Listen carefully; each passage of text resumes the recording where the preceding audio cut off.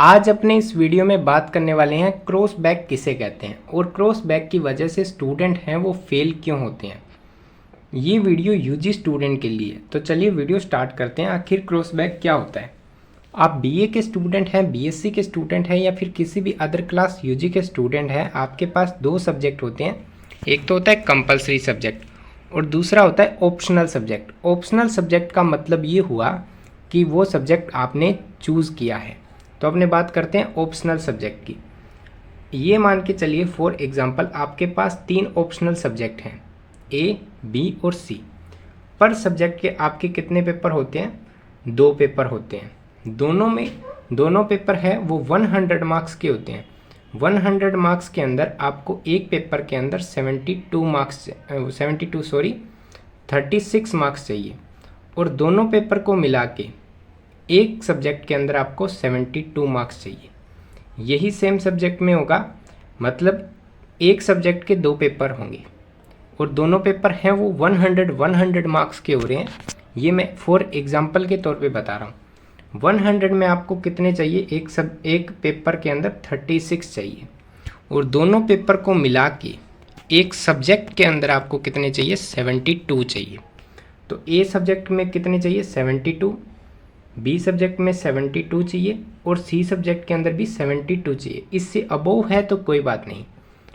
अब आपके मार्क्स बनते हैं 72 के अंदर, जैसे 71 बन गया, इसके अंदर बन गया 69 और इसके अंदर बन गया आपके 75। तो क्या है, सी सब्जेक्ट में तो आप पास हो चुके हैं, लेकिन ए और बी सब्जेक्ट में आप पास नहीं हुए। आपकी ए सब्जेक्ट का एक ऐसा पेपर है जिसमें आपके मार्क्स कम बन गए, बी सब्जेक्ट का एक ऐसा पेपर है जिसमें आपके मार्क्स कम बन गए और उस वजह से आपका जो टोटल है वो 72 नहीं हो पाया, इसलिए बैक रह जाती है। और इसे अपने कहते हैं क्रॉस बैक। मतलब दो अलग अलग सब्जेक्ट में अलग अलग पेपर में अगर बैक रह जाती है और टोटल है वो 72 मतलब एक ग्रैंड टोटल होता है कि इतने मार्क्स आपको चाहिए पास होने के लिए, वो नहीं बन पाते उस सब्जेक्ट में, तो इसे अपने कहते हैं क्रॉस बैक। और ये क्रॉस बैक लग जाती है तब स्टूडेंट हो जाता है फेल। अब इसके अलावा ऐसा भी होता है कि बैक लग जाती है और स्टूडेंट पास हो जाता है, तो वो क्या होता है? तो देखिए, जैसे ए है, बी है और सी सब्जेक्ट है, आपको मार्क्स वही चाहिए 72 और 72। आपके एक के अंदर बन गए 75, सेकंड के अंदर बन गए 85 और एक के अंदर बन गए 71। तो आप 2 सब्जेक्ट में तो पास हो गए और एक सब्जेक्ट में आपका 1 मार्क्स कम है।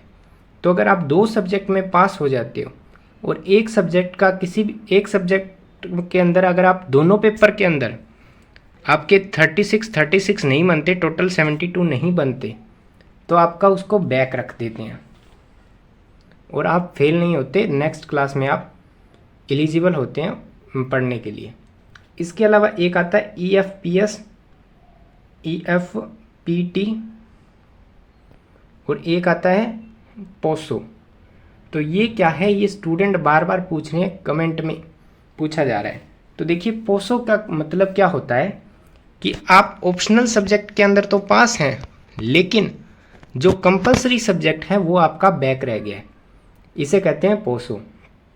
इसके अलावा आपका ऐसे लिखा रहा है EFPS, EFPT, तो इसका मतलब ये है कि एक तो आपके ऑप्शनल सब्जेक्ट है उसके अंदर बैक रह गई और बैक रहने के बाद में आप पास तो हैं लेकिन एक सब्जेक्ट में आपके बैक रही हुई है, तो इसे अपने कहते हैं EFPS, मतलब एलिजिबल फॉर पार्ट 3 या फिर पार्ट 2, ऐसा होता है। अगर आपको ये वीडियो अच्छी लगी तो चैनल को ज़रूर सब्सक्राइब कर दें।